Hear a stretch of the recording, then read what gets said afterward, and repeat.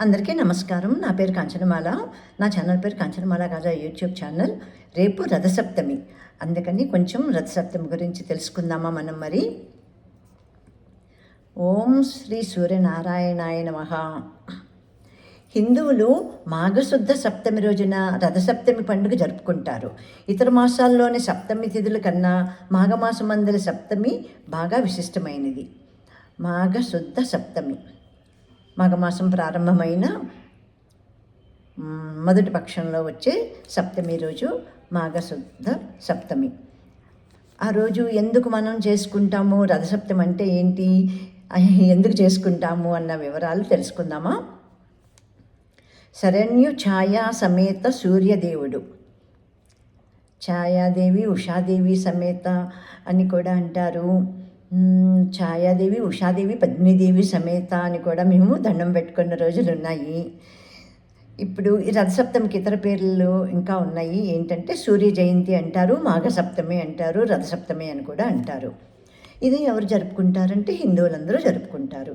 ఎప్పుడు ప్రారంభం చేసుకుంటామంటే మాఘశుద్ధ సప్తమి రోజు. సూర్యనారాయణమూర్తికి ప్రతి ఏడు పాలు పొంగలు పెట్టుకుని ఎవరికి ఎంత వీలైతే అంత ఆవు పిడకలతోటి చిక్కుడుకాయలు రథంలాగా చేసుకుని దాంట్లోనేమో మధ్యలోనూ గణపతిని పెట్టుకుని పూజ చేసుకుని ఈ నైవేద్యం సమర్పిస్తామన్నమాట. ఇదంతా ఎక్కువ తులసికోట దగ్గర ఆవు పిడకలతోటి దాలి అని అంటాము. ఆవు పిడకలతోటి దాలి వేసుకుని అక్కడ చేసుకోవటం ఎక్కువ. అదే అందరికీ వీలైన వారికి ఇంకా లోపలి వంటగదిలో స్టవ్ మీద చేసుకుని బయటకు పట్టుకుని వెళ్ళి అప్పుడు నైవేద్యం పెట్టుకోవటం, పూజ చేసుకోవటం అంతా ఉంటుంది.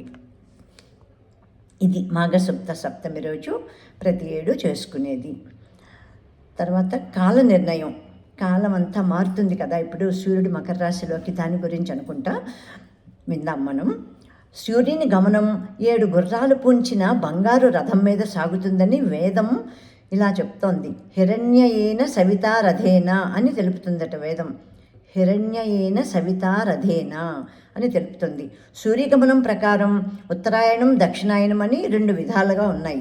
ఆషాఢమాసం నుండి పుష్యమాసం వరకు దక్షిణాయనం, ఆషాఢమాసం నుంచి పుష్యమాసం వరకు అది దక్షిణాయనం. సూర్యరథం దక్షిణాయనంలో దక్షిణ దిశగా పయనిస్తుంది. తర్వాత సూర్యుడు మకర రాశి ప్రవేశం, ఉత్తరాయణ ప్రారంభం సూచకంగా రథసప్తమి అని పేరు వచ్చింది. అందుకే ఈరోజు పవిత్ర దినంగా భావించి భారతీయులు సూర్యుని ఆరాధిస్తారు. భా అంటే సూర్యకాంతి, రతి అంటే సూర్యుడు. భా అంటే సూర్యకాంతి అంట, రతి అంటే సూర్యుడు అంట. నాకైతే అస్సలు తెలియదు, ఇప్పుడే నేను వింటున్నాను. రతి అంటే సూర్యుడు. కావున సూర్యుని ఆరాధించే వారందరూ భారతీయులు. భారతి అంటే వేదమాత, వేదమాతను ఆరాధించే వారందరూ భారతీయులు. ఈ విధి విధానాలు ఎలా ఉంటాయి అన్నది, సూర్యుడిది విధి విధానాలు ఎలా ఉంటాయి, సూర్య ఆరాధన అన్నది మనం చూద్దాం ఇప్పుడు. సూర్యగ్రహణ తుల్యా సా శుక్లా మాఘస్య సప్తమి అరుణోదయ వేళాయాం స్నానం తత్ర మహాఫలం మాఘే మాసి సితే పక్షే సప్తమి కోటి పుణ్యదా కుర్యాత్ స్నానార్ఘ్య దానాభ్యాం ఆయుర్వర్ధనమర్ధనం ఆయురారోగ్య సంపద. మాఘశుద్ధ సప్తమి సూర్యగ్రహణముతో సమానం. ఆ రోజున అరుణోదయ వేళ చేసిన స్నాన జప అర్ఘ్య ప్రధాన తర్పణ దానాదులన్నీ అనేక కోట్ల రెట్లు ఫలాన్ని ఇస్తుంది. ఆయురారోగ్య సంపదలను కూడా ఇస్తాయి. సప్తమి నాడు షష్ఠి తిథి కూడి ఉన్నచో షష్ఠి సప్తమి తిథుల యోగమునకు పద్మమని పేరు. ఈ యోగము సూర్యునికి అత్యంత ప్రీతికరము. షష్ఠి సప్తమి అంటే ముందు రోజు, సప్తకి ముందు రోజు సప్తమికి. ఈ యోగము సూర్యునికి అత్యంత ప్రీతికరము. ఆ సమయాన 7 జిల్లేడాకులను ధరించి నదీ స్నానం చేసించో 7 జన్మల్లో చేసిన పాపాలు నశిస్తాయని గర్గమహాముని ప్రబోధము. గర్గమహాముని చెప్పారట. జిల్లేడు ఆకునకు అర్కపత్రం అని కూడా పేరు. సూర్యునికి అర్కహ అని ఒక పేరు ఉంది కదా, అందువలన సూర్యునికి జిల్లేడు అంటే మిగుల ప్రీతి. 7 జిల్లేడాకులు సప్తాశ్వాలకి 7 గుర్రాలకి ప్రతీకగాను మాత్రమే కాక 7 జన్మల్లో చేసిన పాపాలను 7 రకాలైన వ్యాధులను నశింపచేస్తాయి. ఇదిగో మెయిన్ వ్యాధులను నశింపచేస్తాయి. అందుకని ఇవన్నీ ఋషులు పెట్టారు. ప్రతి దాని వెనకాల సైన్స్ ఉంటుంది అని నేను ఎప్పుడూ అంటాను కదా, అదే. అలాగంటేనే మనం పుణ్యం వస్తుంది, అంటేనే కదా మనం పాటిస్తాము. అందుకని ఇవన్నీ ఆరోగ్య రహస్యాలు. ఈ 7 జన్మల్లో చేసిన పాపాలను 7 రకాలైన వ్యాధులను నశింపచేస్తాయి ఈ 7 జిల్లేడాకులు. ఈ జన్మలోనూ జన్మాంతరంలోనూ రెండు జన్మల్లోనూ, ఈ జన్మలోనూ జన్మాంతరంలో కూడా మానసిక వాచిక శారీరకములు 3, ఈ 3 తెలియక చేసేవి కలిసి మొత్తం 7 పాపాలు 7 రోగాలకు కారణం. అంతే కదా, తెలిసి చేసేవి తెలియక చేసేవిని 7 రోగాలకి కారణం అని చెప్తాం కదా. పాపాల ఫలితమే రోగాలని. రథసప్తమి నాడు బంగారంతో కానీ వెండితో కానీ రాగితో కానీ రథమును చేయించి కుంకుమాదులు దీపములతో అలంకరించి అందు ఎర్రని రంగుగల సూర్యుని ప్రతిమ నుంచి పూజించి గురువునకు ఆ రథాన్ని దానమీయవన్ను. ఆ రోజు ఉపవాసం ఉండి సూర్య సంబంధమగు రథోత్సవాది కార్యక్రమములను చూస్తూ కాలక్షేపం చేయాలి. ఇట్లు రథసప్తమి వ్రతముచే సూర్యభగవాన్ని అనుగ్రహంచే ఆయురారోగ్యాది సకల సంపదలు కురీనని పురాణ ప్రబోధము.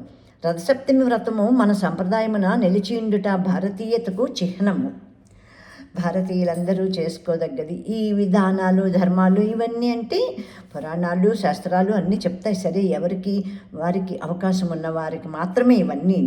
లేనివారు అప్పులు చేసి చేయాలని ఎక్కడా ఏ శాస్త్రం చెప్పలేదు, ఏ పురాణం చెప్పలేదు. ఎవరికి ఎంత తాహతు ఉంటుందో శక్తి, ఆ శక్తి మేరకు చేసుకుని తరించటమేనమాట.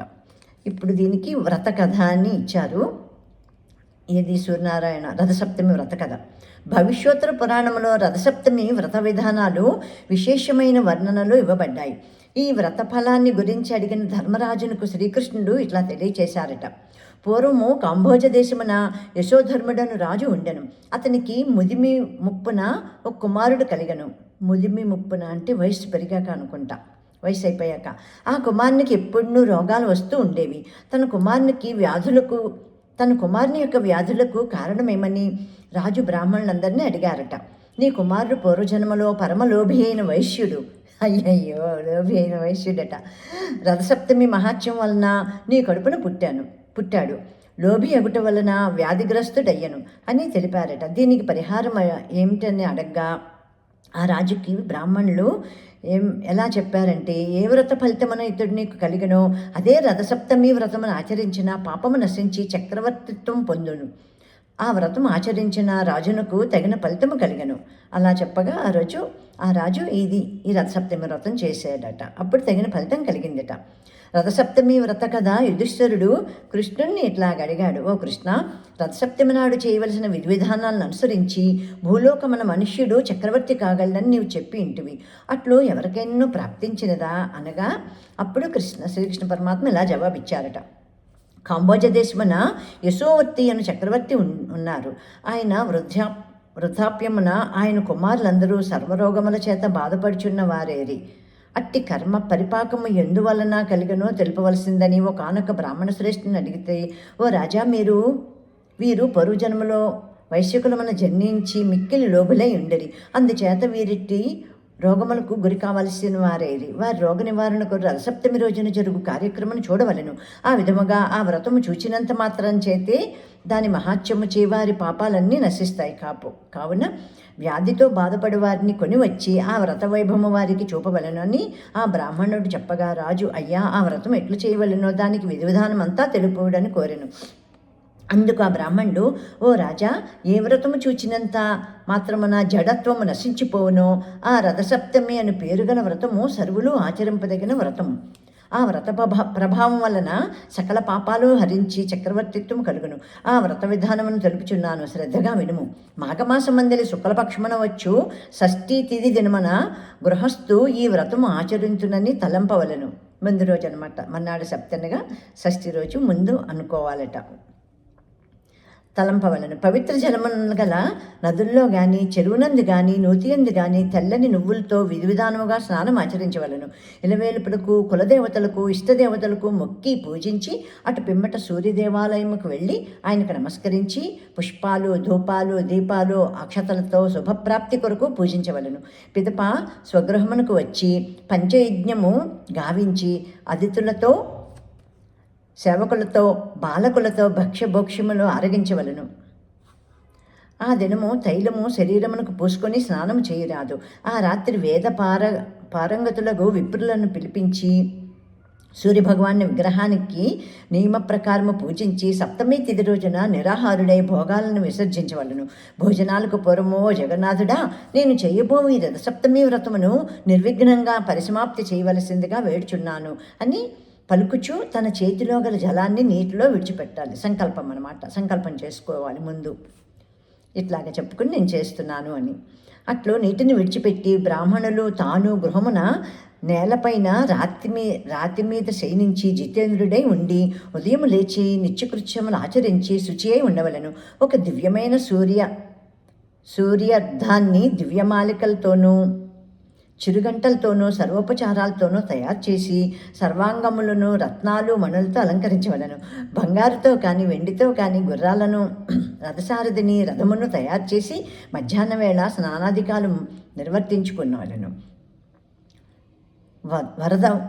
వదరబోతులను పాషండులను దుష్టులను విడిచిపెట్టి ప్రాజ్ఞులు సౌరసూక్త పారాయణము చేయుచుండగా నిజగృహము చేరవలను. పిమ్మట తన నిత్యకృత్యాలను పూర్తి చేసుకుని స్వస్తి బ్రాహ్మణ వాచకములతో వస్త్రమండప మధ్య భాగమున రథమును స్థాపింపవలెను. కుంకుమతోనూ సుగంధ ద్రవ్యములతోనూ పుష్పములతోనూ పూజించి రథమును పుష్పములతోనూ దీపములతోనూ అలంకరించవలను. అగ్రధూపములు ఉంచవలను. రథం మధ్యలోనున్న సూర్యుని సర్వసంపూర్ణముగా అర్చన చేయవలను. ధనలోభము చేయరాదు.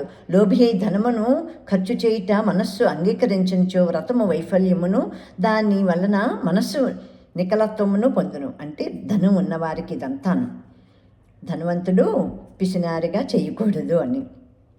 పిమ్మట రథాన్ని రథసారథిని అందుగల సూర్యభగవాన్ని పుష్ప ధూప గంధ వస్త్రాలు అలంకారాలు భూషణాలు నానావిధ పంచభక్ష్యాదులు గల నైవేద్యాలతో పూజించి క్రింది విధముగా దివాకరుని స్తోత్రము చేయవలను. ఓ భాస్కర, దివాకర, ఆదిత్య, మార్తాండ, గ్రహాధిప, అపారనిధే, జగద్రక్షక, భూతభవన, భూతేశ, భాస్కర, ఆత్రత్రాణపరాయణ, హర, అచింత్య, విశ్వసంచార, హే విష్ణు, ఆది భూతేశ, ఆది మధ్యాంత భాస్కర, ఆది మధ్యాస్థ భాస్కర, ఓ జగత్ప్రతి, భక్తి లేకున్నను క్రియాశూన్యమైనను నేను చేసిన అర్చనకు నీ సంపూర్ణ కటాక్షమును చూపుము. చూసారా? పై విధముగా మనస్సులో తాను వేడిన కోరికను సఫలీకృతం చేయవలనని భాస్కర్ని ప్రార్థించవలను. భక్తి కావాలి. భక్తితోటి ప్రార్థన చేయమన్నారు.